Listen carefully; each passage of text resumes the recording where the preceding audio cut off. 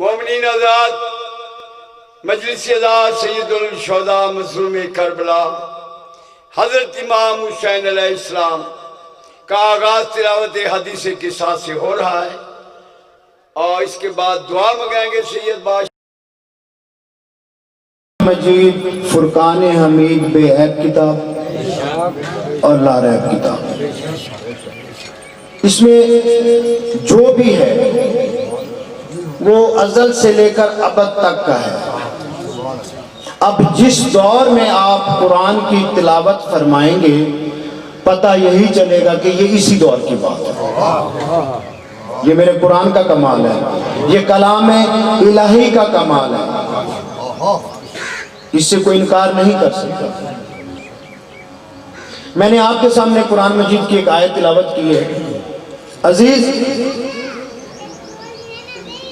مدینے میں تاجدار انبیاء محمد مصطفیٰ منبر پر تشریف فرما ہے۔ ظاہری طور پر دن نکل چکا ہے، نماز کا ٹائم بھی نہیں ہے، ظاہری طور پر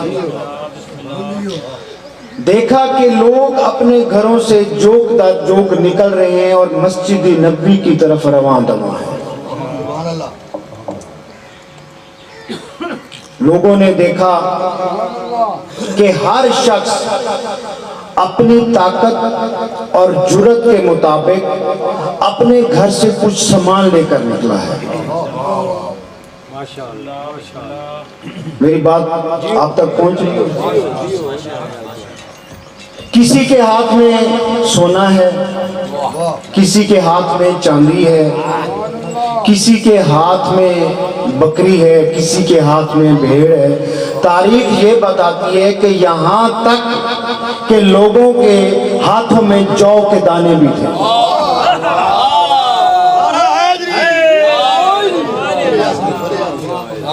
لوگ آ رہے ہیں،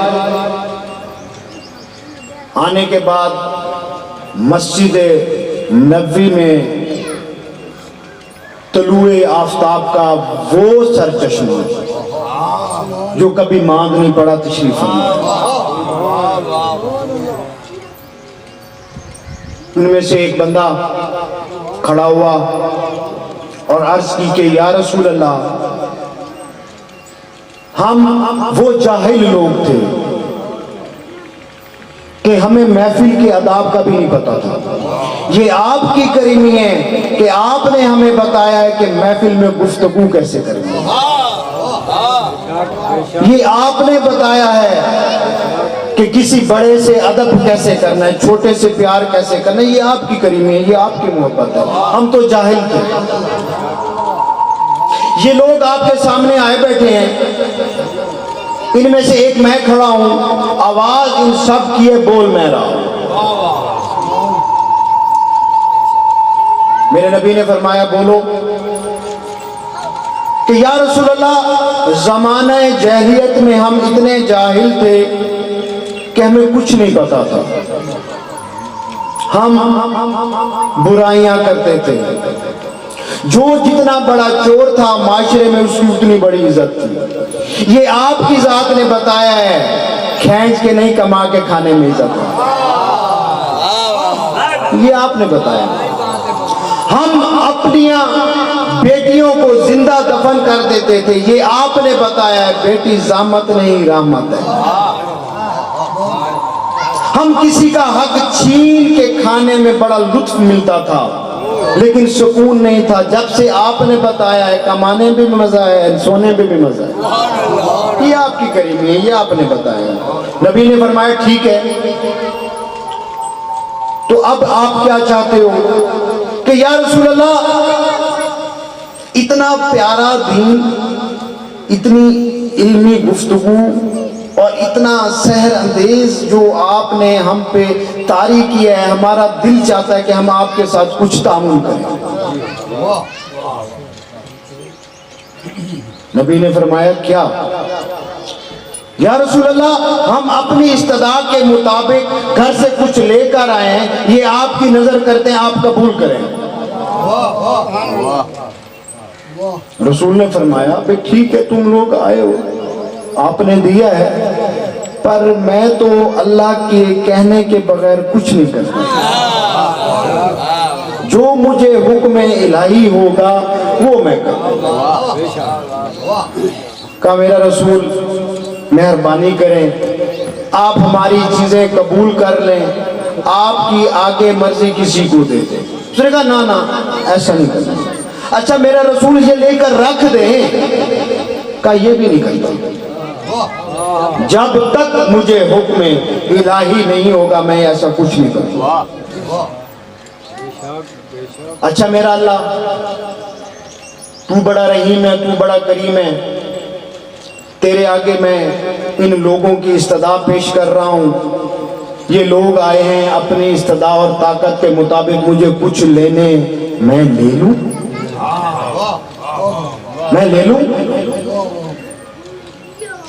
आवाज़ कुदरत आती है कि मेरा महबूब मैंने तुझे इन सोने चांदी के लिए तो नबी नहीं बनाया, वो तो तुझे बहुत है। तू जिस पहाड़ को कहे सोने का वो सोने का हो जाएगा, तू जिसको कहे चांदी चांदी हो जाएगा।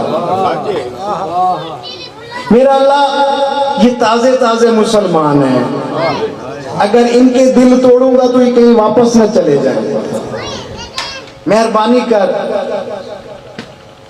इनकी चीजें कबूल कर ले। ना मेरा रसूल तुझे किसी चीज की कमी तो नहीं है, तू लौलाद का मालिक है, तू दोनों जहानों का सरदार है, अंबिया का सरदार है, तुझे क्या कमी है। मेरा अल्लाह फिर कुछ रियायत, कुछ ये चीजें लेकर आए, कुछ थोड़ा सा इन पे रहम। कहा मेरा नबी तेरी मर्जी, तेरा दिल करे सोना ले ले, तेरा दिल करे चांदी ले ले, पर एक बात ज़हन में रखनी है मुस्तफा, जो आज चीज तू लेगा वो क़यामत तक लागू हो जाएगी, हर मुसलमान को वो चीज देनी पड़ेगी। आज सोना लेता है सोना ले ले, चांदी लेता है चांदी ले ले, पर ये ज़हन में रखना है तेरी उम्मत में वो भी आएगा जिसको एक वक्त की होगी एक वक्त की नहीं होगी।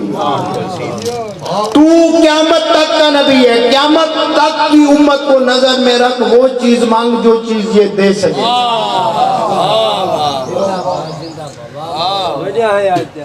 आज सोना लेना है ले लो, चांदी लेनी है ले लो, जो लेना है, पर आज फिर इस बात पे मैं मोहर लगा दूंगा कि ता क़यामत हर मुसलमान ये देगा।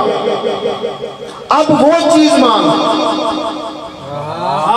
कि बूढ़ा भी दे सके, जवान भी दे सके, बहन भी दे सके, बेटी भी दे सके, माँ भी दे सके और बच्चा भी दे सके। तो मेरा अल्लाह बता फिर मैं क्या लूं। कहा कुल्ला सालों को मिला है अजरन इल्लल मवद्दत फिल कुर्बा, मुझे कुछ नहीं चाहिए, सिर्फ और सिर्फ मेरे मोहम्मद की आल से प्यार कर।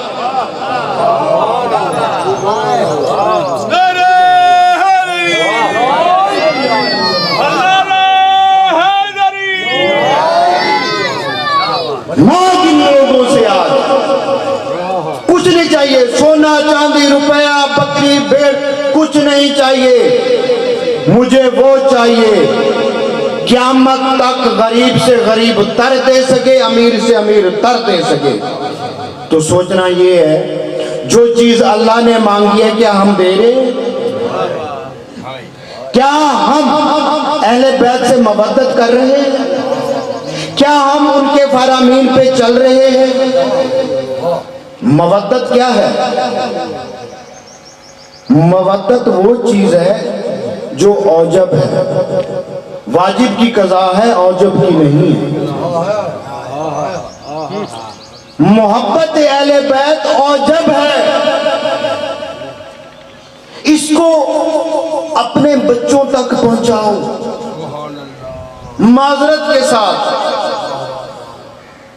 इस पुरअशोब दौर में अपने अकीदे को संभालो, अपनी मोहब्बत को संभालो। अब हर तरफ से निश्तर आ रहे हैं, تیر آ رہے ہیں, تلواریں آ رہی ہیں, ممبروں سے آ رہی ہیں, تو خدا را اپنی اس محبت کو اس طرح سمیٹ کے رکھو کہ بروز معاشر سیدہ آپ کی شفاعت کر سکے.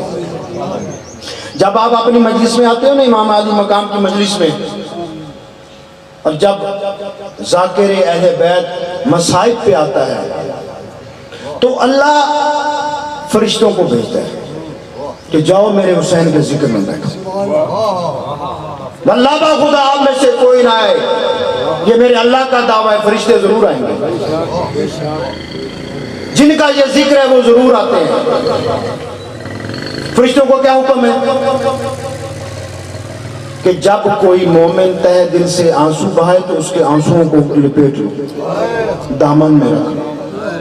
جب فرشتے واپس جاتے ہیں تو بڑے سنبھال کے وہ لے جاتے ہیں. جو کھڑے ہوتے ہیں وہ پوچھتے ہیں یہ کیا ہے, وہ کہتے ہیں یہ نوات رات ہے, انمول ہے.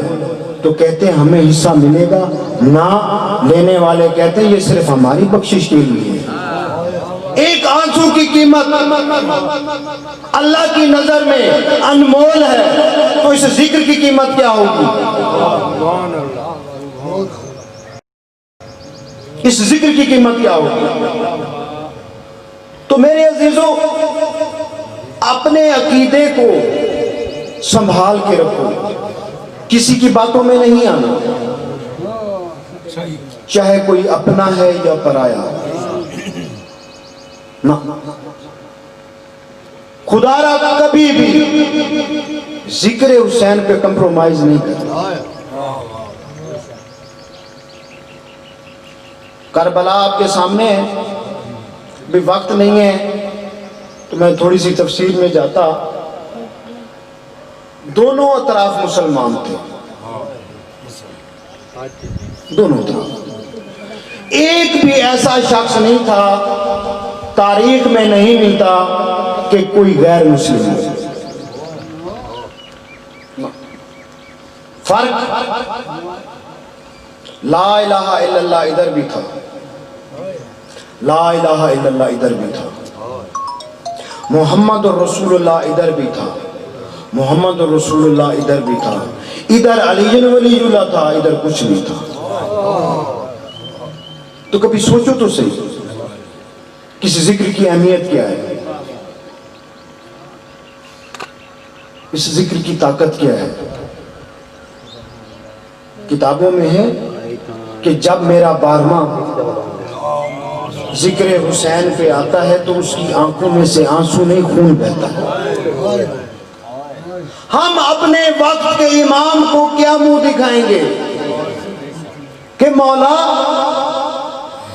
جب تیرے اجداد کا ذکر آتا تھا ہم خاموش ہو جاتے تھے, جب آپ کا قائم, آپ کا حقیقی آیت اللہ, آپ کا حقیقی حجت اللہ پردہ غیبت میں بیٹھ کر خون کے آنسو روتا ہے تو پانی کے آنسو تو آپ کا بھی حق ہے. کیوں بھول جاتے ہو کربلا کو, کیوں بھول جاتے ہو. کیا کربلا نے ہمیں یہی درس دیا ہے کہ ہر بندہ آ کے ہمارے اوپر انگلی اٹھائے اور آپ خاموش بیٹھے رہے؟ نہیں. کبھی بھی نماز کو عزاداری کا مقابلہ نہیں کرنا میرا عزیز. میرا ایک اپنا فلسفہ ہے, میری ایک اپنی سوچ ہے کہ کربلا میں جو درس ہمیں ملا ہے, جو بھی ملے ہیں, میں گنوا نہیں سکتا, مختصر سر آپ کے سامنے بیان کرتا ہوں, ان میں سے کسی کو نہیں چھوڑنا. جب امام سجاد علیہ الصلوۃ والسلام شام غریبہ کو بیٹھے اور دیکھ رہے ہیں دشت بیابان میں کہ ہر طرف لاشیں ہی لاشیں,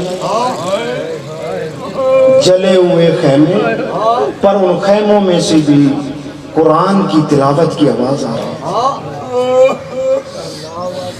میرے امام سجاد نے بندے ہاتھوں سے کربلا سے شام تک کوئی نماز قضا نہیں کی. خدا را میرا آپ سے گزارش ہے کہ نماز قضا نہیں کرتے. یہ ایک لمحہ فکر ہے کہ جس امام کو ہم مانتے ہیں انہوں نے تو رسیوں میں بھی پابند ہو کے نماز قضا نہیں کی، تو ہم کیسے عزادار ہیں کہ اپنی نماز کو چھوڑ دیں؟